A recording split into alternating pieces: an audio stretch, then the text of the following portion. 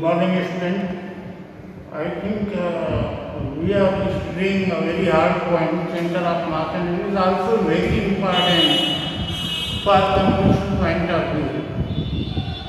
अब आपको मैंने पहले बताया कि 11th का जो सिलेबस है 12th से कठिन है, जल्दी समझ में नहीं आता है। ऐसा नहीं कि अब समझ में बिल्कुल नहीं आएगा, बच्चों की ही समझ में आता है, तो थोड़ा सा लेबर आपको करना पड़ेगा। आज हम लोग देखेंगे कि हम लोग कैसे सेंटर ऑफ मास निकालते हैं। जैसे find the centre of mass, to find center of mass of uniform rod.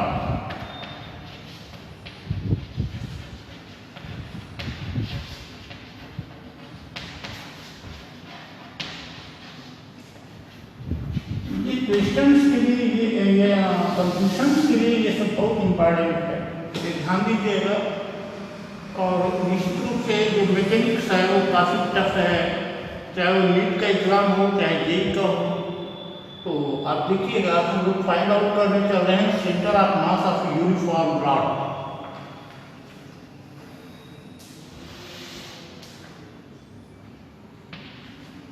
ये है आपका, इसका एक एंड 0 पे हमने रखा हुआ है। अब यहां से हम इसकी एक्स लेंथ पे, इसकी लेंथ L है, late mass is uniformly distributed.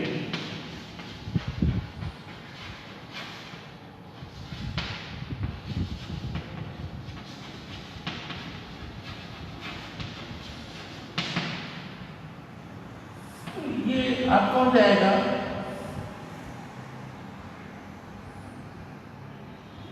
mass of unit length, mass of unit length, ये हो जाएगा m by l, capital M लिखा जाए, mass of total rod by l। अब हम कहते हैं क्या है, at x distance we take a dx distance of this rod, this is dx distance।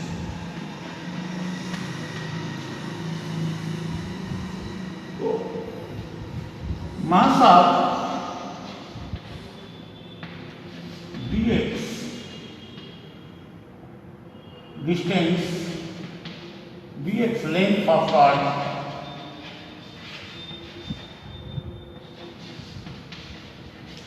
ये हो जाएगा m by l into dx। ये वो फार्मूला होता है सेंटर ऑफ मास ज्ञात करने के लिए, RCM equal integral x dm upon integral dm।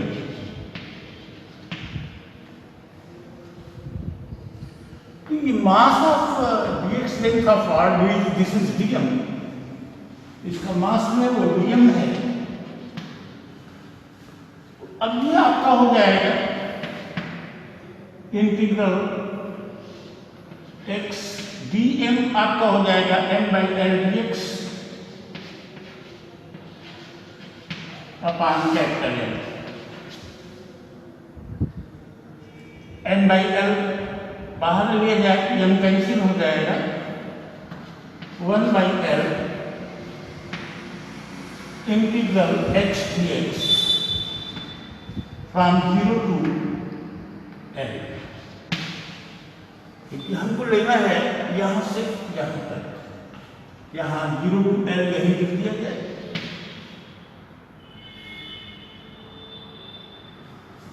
अब ये हो जाता है हम लोगों का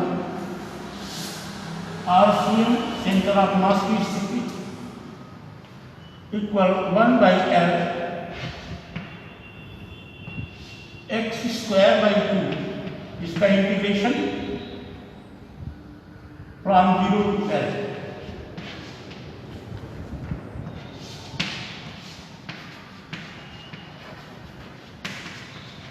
ये फार्मूला है, मैथमेटिकल टूल्स में हमने आपको पढ़ाया हुआ था। अब ये आपका हो जाएगा 1/L L² माइनस 0, एक L कैंसिल हो जाएगा, L/0। मतलब इसका जो सेंटर ऑफ मास होगा इसके ठीक मध्य बिंदु पर होगा, ठीक मिडिल पॉइंट पर होगा। तो this is the process by which we can calculate the centre of mass of uniform body. एक और आप एग्जांपल देख रहे हैं,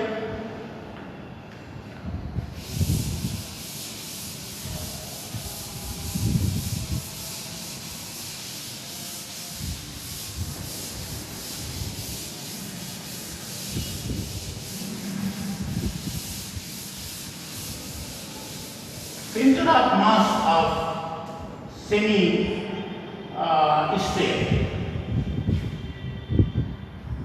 देखो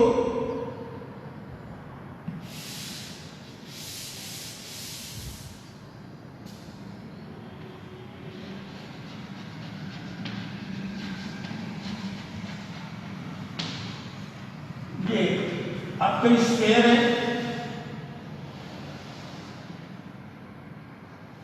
सेमी स्फीयर को लेना है।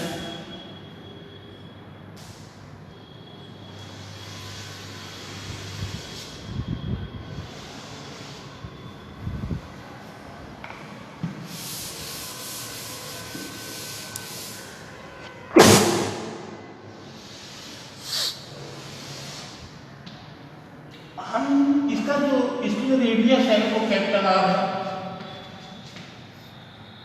यहां से वाई डिस्टेंस पे हमने एक डिस्क इससे काट लिया, एक डिस्क की कल्पना कर ली इससे।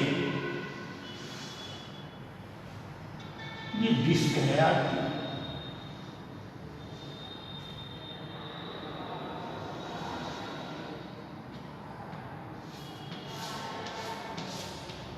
जिसकी ब्रेड्थ आपकी डीएक्स है।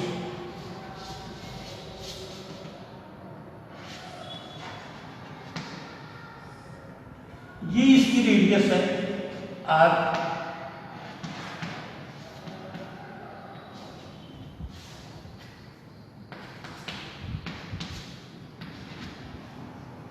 ये डिस्टेंस आपकी वाई है।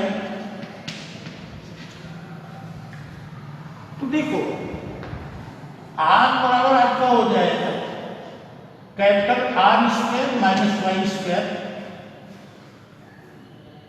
We assume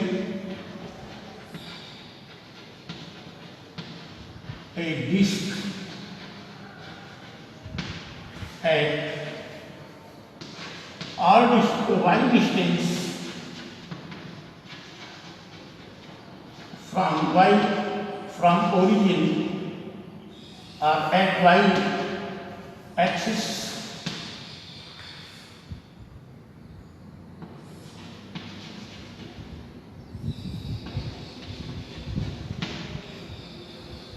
and mass of sphere, that is semi-sphere,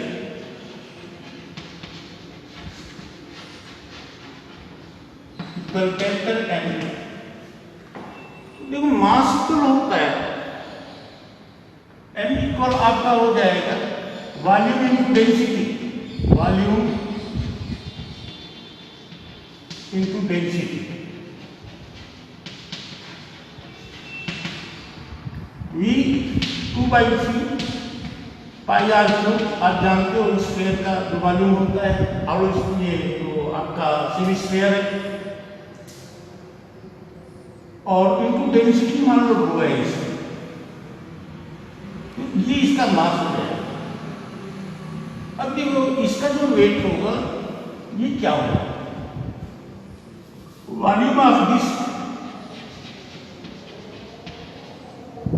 के लिए हमको पहले आर निकालना होगा, radius of this R equal root होगा, यहाँ से फिगर से R square minus Y square.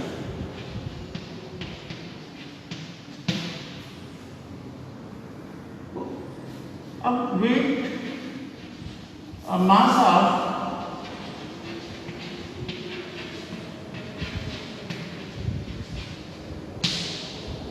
अगर ये m है तो पाई आर स्क्वायर, देखो सर्कल का रेडियस और इसकी जो डेप्थ है, इसकी जो ब्रेड्थ है dx, ये इसका वॉल्यूम हो गया और मल्टीप्लाई बाई डेंसिटी।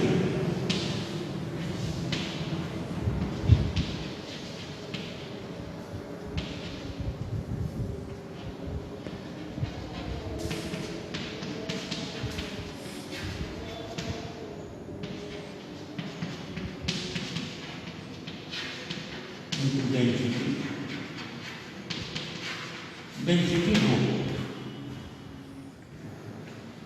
ये हम लोगों का डीएम हो गया। यहां आप डीएम कह लो इसको, क्योंकि इसकी हम dx डेंसिटी निकाल dx ब्रेड्थ की। अब फार्मूले का यूज करें हम लोग। YCM मान लो ऊपर इसका है सेंटर ऑफ मास की स्थिति, इक्वल इंटीग्रल y dm अपान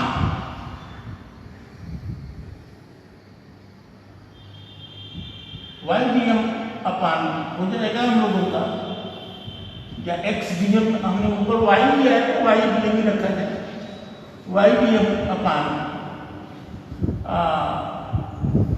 इंटीग्रल dm। अब देखो एक चीज क्या होगा, ये जो dx लेंथ है इसको dy लेंथ दिया जाएगा हम लोग, तो हमारा y के रेस्पेक्ट में मिल जाएगा, यहाँ dy हो जाएगा, ये dy हो जाएगा। अब देखिए dx और dy से कोई फर्क नहीं पड़ता है, लेकिन हम यहाँ y एक्सिस पर ले रहे हैं इसलिए dy लिख दे रहे हैं। तो y dy ये y dm अपान इंटीग्रल dm ये चीज है आपकी,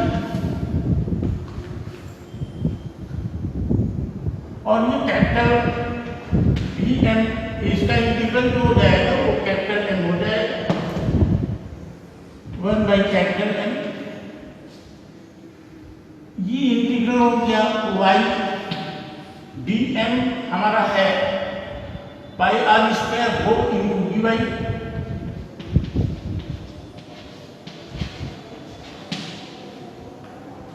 आर स्क्वायर की वैल्यू हमको रखनी होगी यहाँ से, इक्वल इसको बाहर किया जाए pi rho upon capital M integral y R square minus Y square dy। ये हमने रखा हुआ है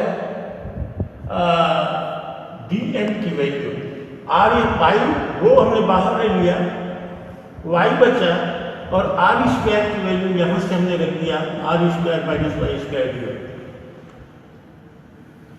अब इसमें देखो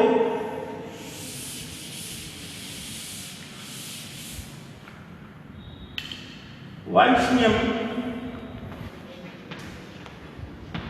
equal pi rho capital M आपका वहां हम लोगों ने लिखा था 2/3 पाई r³ इंटू रो,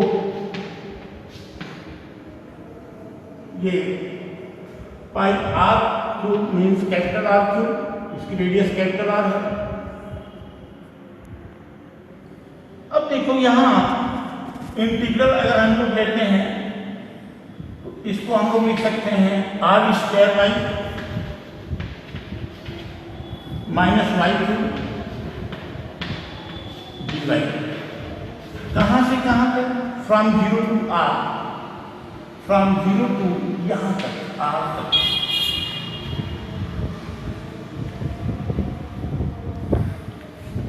देखो पाई कैंसिल हो गया, रो कैंसिल, 3 ऊपर चला जाएगा, 3/3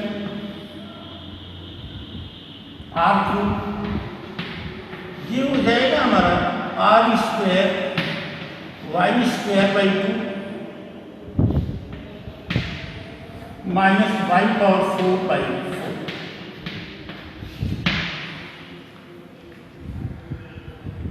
फ्रॉम 0 टू कैपिटल आर, यहाँ में कैपिटल आर वाई फ्रीडम रखा हुआ है। देखिए ये हो जाएगा 3/2 आर क्यूब, ये R square into R square means R power 4 हो जाएगा by 2 minus R power 4 by 4 minus 3।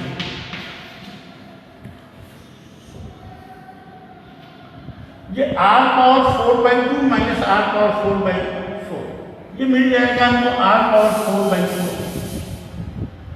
ये हो गया 3/2 R cube multiplied by R power 4 by 4। देखो आर बच जाएगा और Y C M equal 3/8 into R. तो इसका जो सेंटर ऑफ मास होगा वाई एक्सिस पर, इसके सेंटर से 3/8 आर की डिस्टेंस पर होगा। Centre of mass lie at 3/8 R distance from the centre of this semi sphere. तो इस तरह से हम लोग जो है वो कैलकुलेट करते हैं सेंटर ऑफ मास। क्लास 11 के बच्चे आप इतना मत घबराएं, क्योंकि ये वास्तव में आपके एग्जाम में नहीं पूछा जाता है, तो आप इसके लिए बहुत ज़्यादा चिंतित नहीं होंगे। लेकिन this is important for NEET and JEE advance. तो जेई एडवांस का एग्ज़ाम होने वाला है शायद, तो जेई एडवांस और नीट के लिए ये इम्पॉर्टेंट है और आपके सिलेबस में है, इसलिए हमने इसको बता दिया। I have told you already that I am teaching for class 11 in class 11 for completion point of view, and in class 12 I will teach only from NCERT book. For today, thank you, have a nice day.